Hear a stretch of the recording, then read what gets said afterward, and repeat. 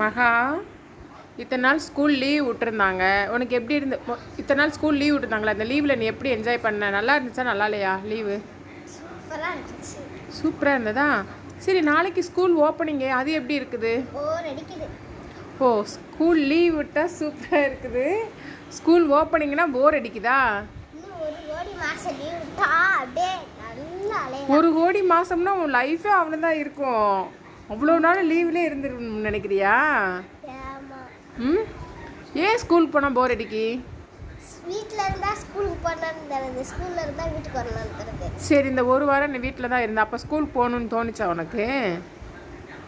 தோணுச்சு. தோணுச்சா? அப்படின்னா இப்போ நாளைக்கு ஸ்கூல் ஓப்பன் பண்ணுறாங்களா, அப்போ போகலாம்ல? பிடிக்கல. பிடிக்கல. நினச்சா ஸ்கூலுக்கு போகணும், நினச்சா வீட்டில் இருக்கணும், அந்த மாதிரி இருந்தால் நல்லா இருக்கும்ண்ணே.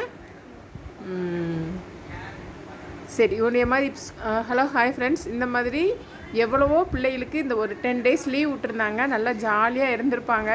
இப்போ நாளைக்கு ஸ்கூல் ஓப்பனிங்னோடனா ஒவ்வொரு பிள்ளைகளுமே வந்து ஐயோ நாளைக்கு ஸ்கூல் ஓப்பனிங்னு சொல்லிட்டு ரொம்ப வந்து, அதாவது கண்ணுலேருந்து ரத்தம் வராத ஒரு குறை தான், அந்த அளவுக்கு வந்து ஃபீல் பண்ணுறாங்க.